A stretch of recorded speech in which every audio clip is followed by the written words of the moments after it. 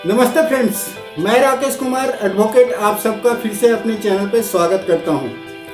पिछली वीडियो में मैंने आप सबको बताया था कि अगर आप नेता बनना चाहते हैं, समाजसेवी बनना चाहते हैं, तो आप कानून के हिसाब से कैसे अपने आप को एक बेहतर पहचान सोसाइटी में दे सकते हैं और साथ ही आप कैसे समाज सेवा करके मानव, पशु पक्षियों और प्राकृतिक के विकास और उत्थान के लिए कार्य कर सकते हैं और साथ ही बहुत सारा पैसा भी कमा सकते हैं। तो उस वीडियो से आप सब जान चुके होंगे कि एनजीओ क्या होती है, एनजीओ कैसे कार्य करती है, सामाजिक कल्याण में उसका क्या रोल होता है और एनजीओ सरकार को कैसे मदद करती है और एनजीओ के संचालन के लिए कहां से आपको पैसे मिलते हैं यानी फंड्स मिलते हैं। तो चलिए वीडियो की शुरुआत करते हैं, लेकिन उससे पहले आप सबसे एक निवेदन करता हूं कि कृपया अगर आपने मेरा चैनल सब्सक्राइब नहीं किया है तो सब्सक्राइब कर दीजिए, जिससे आपको हमेशा कानून की नई नई जानकारियां मिलती रहे और मेरा मनोबल भी बढ़ता रहे और ज़्यादा से ज़्यादा लोगों को शेयर भी कीजिए ताकि सोसाइटी के दूसरे लोगों को भी इसका फ़ायदा मिल सके। तो चलिए वीडियो की शुरुआत करते हैं और आज आपको मैं बताता हूं कि इस एनजीओ का रजिस्ट्रेशन कैसे होता है, उसके लिए कौन कौन से कानून बनाए गए हैं और एक बेहतर एनजीओ को चलाने के लिए कौन कौन से आवश्यक सर्टिफिकेट की आपको ज़रूरत पड़ती है। तो सबसे पहले मैं आपको यह बताता हूं कि एनजीओ के रजिस्ट्रेशन के लिए कौन कौन से कानून बनाए गए हैं। कि एनजीओ के रजिस्ट्रेशन के लिए 3 कानून बनाए गए हैं, जिसके अंतर्गत आप किसी भी एनजीओ का रजिस्ट्रेशन कर सकते हैं और एनजीओ की शुरुआत कर सकते हैं। रजिस्ट्रेशन के लिए पहला एक्ट है इंडियन ट्रस्ट एक्ट 1882 यानी कि इंडियन ट्रस्ट एक्ट 1882, जिसके अंतर्गत आप ट्रस्ट के रूप में एनजीओ की शुरुआत कर सकते हैं। दूसरा है सोसाइटी रजिस्ट्रेशन एक्ट 1816 यानी 1860। तो सोसाइटी की तरह एनजीओ को चलाने के लिए आप सोसाइटी रजिस्ट्रेशन एक्ट के अंतर्गत आप एनजीओ की रजिस्ट्रेशन करवा सकते हैं। और तीसरा है नॉट प्रॉफिट मेकिंग ऑर्गेनाइजेशन यानी कि कंपनीज एक्ट के अंतर्गत, कंपनीज एक्ट 2013 यानी 2013 के अंतर्गत आप किसी भी एनजीओ को कंपनीज एक्ट में रजिस्ट्रेशन करवा सकते हैं। तो आप जान गए होंगे कि किसी भी एनजीओ को रजिस्टर्ड करवाने के लिए 3 कानून कौन कौन से हैं। चलिए अब आपको बताते हैं कि एनजीओ का रजिस्ट्रेशन के लिए आपको क्या करना होता है और एनजीओ का रजिस्ट्रेशन कैसे होता है। तो एनजीओ का रजिस्ट्रेशन के लिए सबसे पहले आपको एनजीओ का नाम, एनजीओ का पंजीकृत कार्यालय यानी कि रजिस्टर्ड ऑफिस और एनजीओ के पदाधिकारियों यानी कि एनजीओ के जो भी मेंबर्स एग्जीक्यूटिव कमेटी के होते हैं यानी कि प्रेसिडेंट, सेक्रेटरी, ट्रेजरर या और एग्जीक्यूटिव कमेटी के जो मेंबर होते हैं उनके बारे में और एनजीओ की भूमिका, एनजीओ के में कार्य के तरीके और इत्यादि को तय करना बेहद आवश्यक होता है।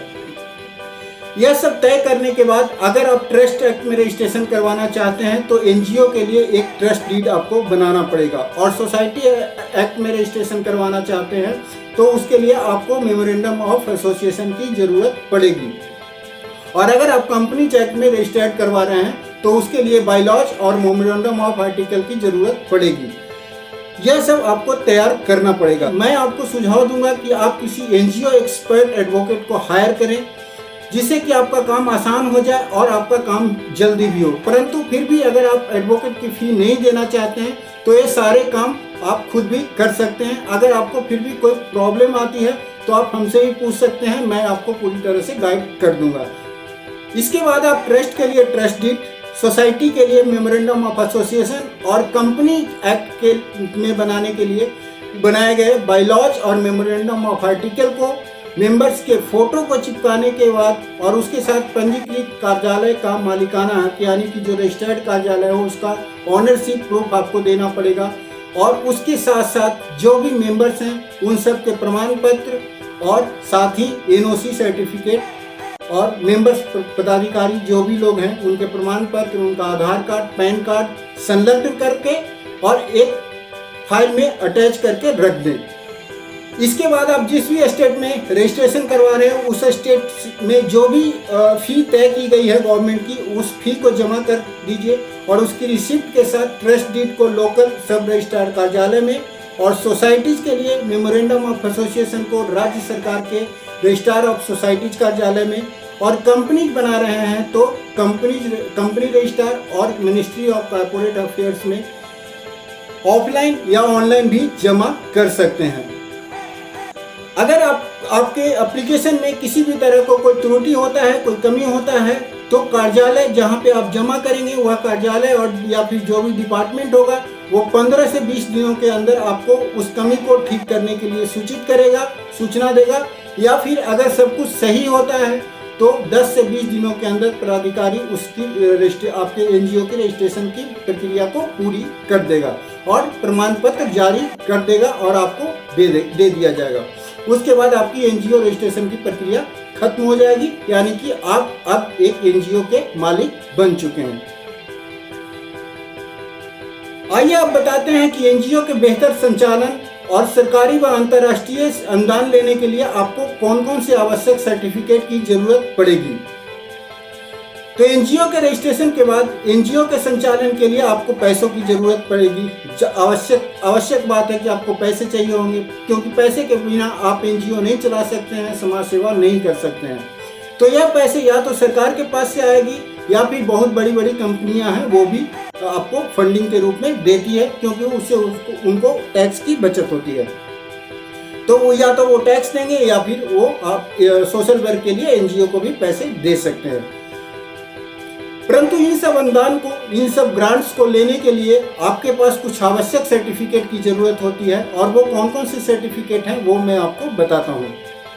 तो उसके लिए आपके एनजीओ के पास 12 है यानी कि 12 है, 80G यानी कि 80G, 35AC यानी कि 35AC, उसके बाद FCRA रजिस्ट्रेशन सर्टिफिकेट, फेमा का रजिस्ट्रेशन सर्टिफिकेट, FCRA का रजिस्ट्रेशन सर्टिफिकेट इत्यादि, ये सारी चीज आपके पास होने चाहिए कम से कम। और साथ में आपकी जो भी एनजीओ चल रही है उसके अकाउंट्स ऑडिट ओके होने चाहिए। ये सब आपके पास अगर होता है तो आप अपने एनजीओ के लिए बेहतर से बेहतर फंडिंग ले सकते हैं, ज़्यादा से ज़्यादा आपको फंडिंग मिल सकता है, ग्रांट हो सकता है, और कंपनी, सरकार, अंतर्राष्ट्रीय सरकार आपको काफ़ी मदद करेगी जहां से आप फंडिंग ले सकते हैं। तो दोस्तों, आज आपने जाना कि एनजीओ का रजिस्ट्रेशन कैसे होता है और उस एनजीओ में फंडिंग लेने के लिए आपको कौन कौन से आवश्यक सर्टिफिकेट्स की ज़रूरत पड़ती है। नेक्स्ट वीडियो में मैं बहुत जल्दी आपको बताऊंगा कि एनजीओ के अनुदान लेने के लिए जो भी सर्टिफिकेट्स की ज़रूरत पड़ती है उन सर्टिफिकेट्स की रजिस्ट्रेशन कैसे होती है। हालांकि मैं ये सारे सर्टिफिकेट्स के रजिस्ट्रेशन के बारे में एक बार नहीं बताऊंगा, पर धीरे धीरे आपको सारी चीज़ें बताता जाऊंगा। तो आप सारे लोग मेरे वीडियो को ध्यान से देखा कीजिए, लाइक किया कीजिए, शेयर किया कीजिए।